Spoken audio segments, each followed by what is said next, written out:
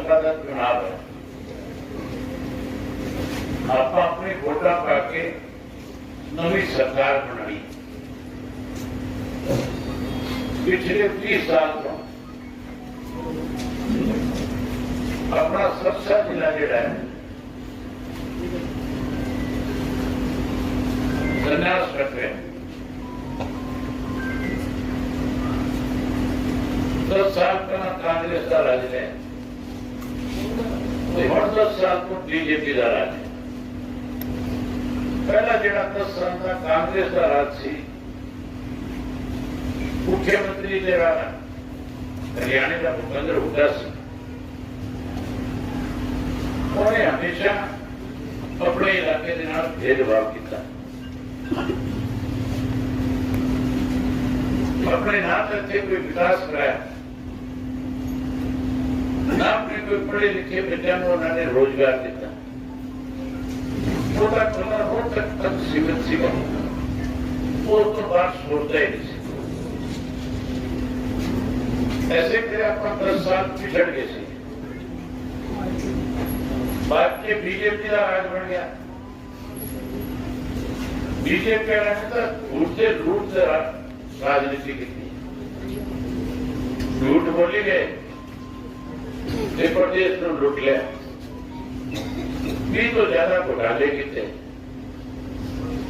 धान घोटाला किया, ग्राम घोटाला किया, रजिस्ट्री घोटाला किया, खनन माफिया खड़े कर दिए, भू माफिया खड़े कर दिए। पर्ची खर्चे की बात करते हैं। इनके अपने दफ्तरों के अंदर जो पब्लिक सर्विस कमीशन का दफ्तर है, जो नौकरियां देता है, उसमें करोड़ों करोड़ों रुपए पकड़े गए। उसके साथ साथ कोरोना काल के दौरान जो दवाई खरीदी 480 करोड़ रुपए खाके फर्जी बिल बनाकर अनेक ऐसे घोटाले किए जिससे सरकारी खजाने पे लूट बची। इस राज्य में तो महंगाई बढ़ी, भ्रष्टाचार बढ़ा, कानून व्यवस्था खत्म हुई, पढ़े लिखे नौजवान को नौकरी से दूर कर दिया, बेरोजगार कर दिया और इसके साथ साथ नशा बढ़ा दिया, अपराध बढ़ा दिया। किसान दुखी है, मजदूर दुखी है, व्यापारी दुखी है, कर्मचारी दुखी है।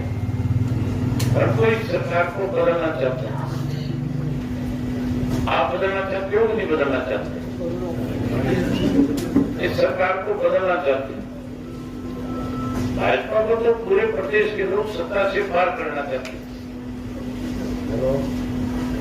और कांग्रेस पार्टी के पास तो ऐसा उम्मीदवार भी नहीं है जो गांव में 10 लोगों के बीच में खड़ा होकर के सभ्य तरीके से उनसे वोट भी मांग सके।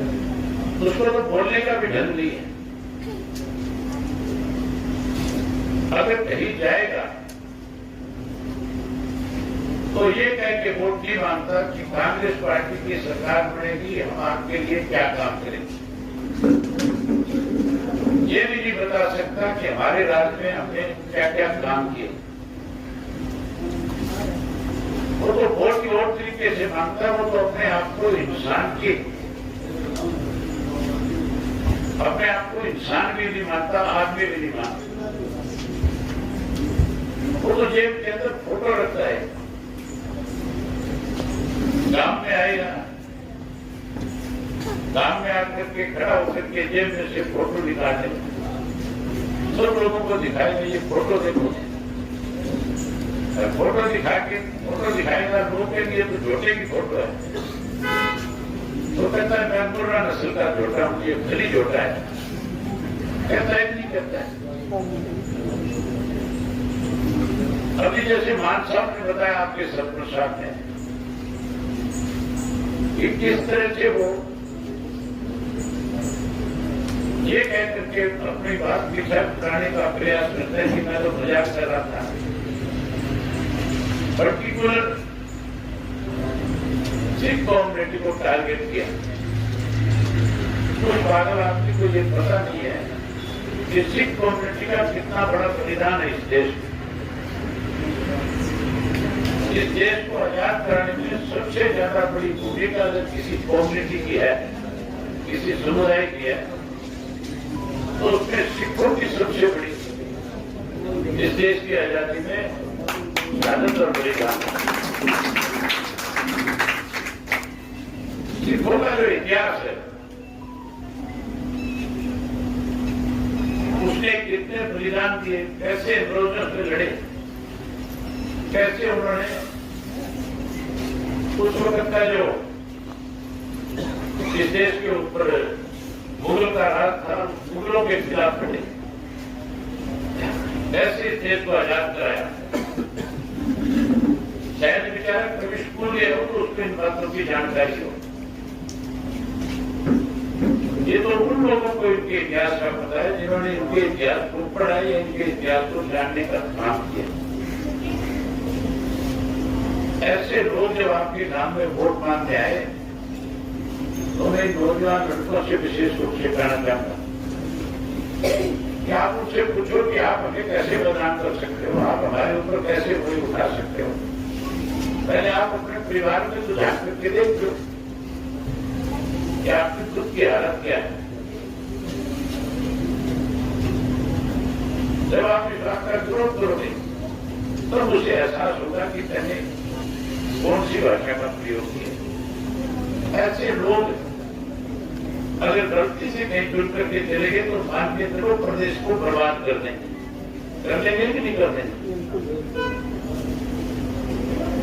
एक तरफ तो ये लोग हैं और दूसरी तरफ आपने मेरी जिम्मेवारी लगाई है, आपने हमें विधायक बनाया और मैं जब भी तुम्हारे बीच में आया इस काम में, मैंने हमेशा आकर के सबसे पहले तो आपके सुख दुख के बारे में पूछा, फिर मैंने आपसे ये जानकारी की कि बताओ आपके गांव के अंदर क्या कमी है जिनको मैं पूरा करवा सकता हूं, और आपके तरफ से जो भी मेरे सामने मांग रखी थी मैंने आपके हर बात को स्वीकार किया और हर काम को पूरा करवाने के लिए पूरे प्रयास किए। मेरी वजह से पूरे इलाहाबाद क्षेत्र में, इलाहाबाद तो मेरा अपना होगा है, पूरे प्रदेश के अंदर कोई आदमी ये उंगली नहीं उठा सकता मेरे ऊपर सिंह की वजह से हमारा कोई नुकसान हुआ।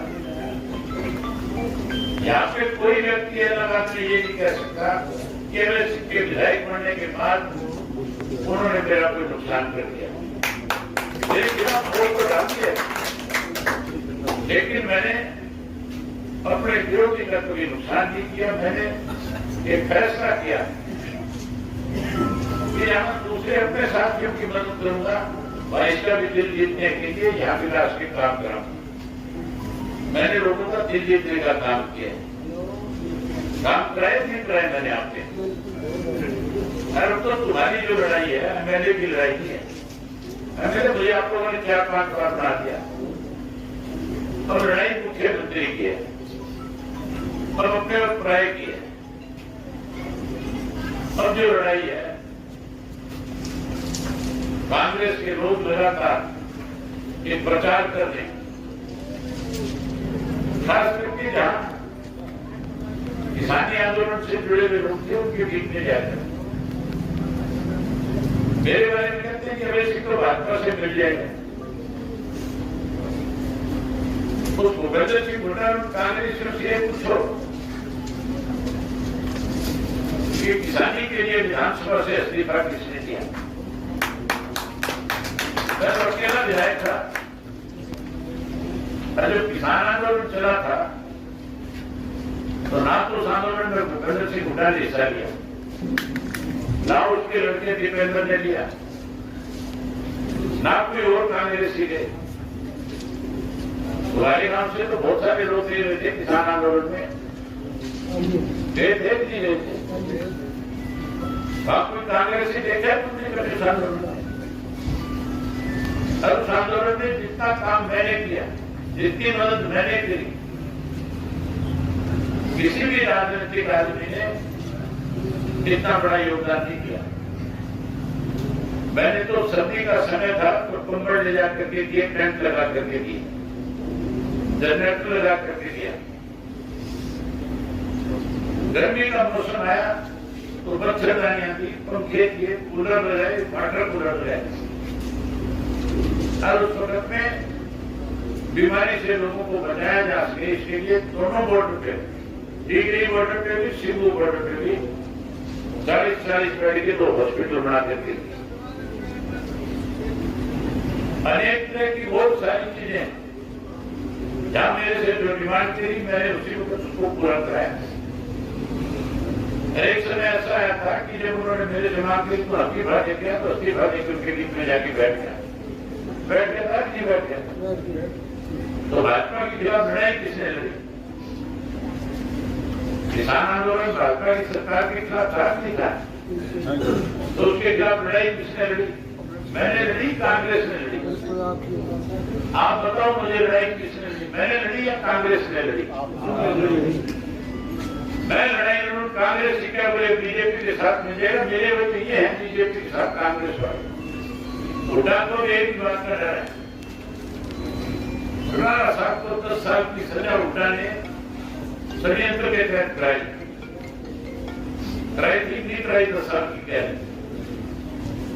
अब भूटान को डर है कि अगर सिंह चौटाला जब चीफ मिनिस्टर बन गया तो फिर चौटाला साहब को पहले तो षड्यंत्र के तहत कैद कराई और मैं उसकी इंक्वायरी करा करके उसकी कैद कराऊंगा। आप मुझे बताओ, जिसने चौटाला साहब की कैद कराई, अगर मैं मुख्यमंत्री बनूं तो उसकी कैद कराऊं ना कराऊं? करानी चाहिए नहीं करानी चाहिए? जो लूट के खाएगा उसकी लूट का तो पैसा वापिस निकालना ही पड़ेगा। तो चौटाला साहब के खिलाफ जो इन्होंने षड्यंत्र रचा कांग्रेस वालों ने 10 साल की कैद कराई, तो उसका बदला लेने का समय आ गया। बदला ले लोगे नहीं ले लोगे?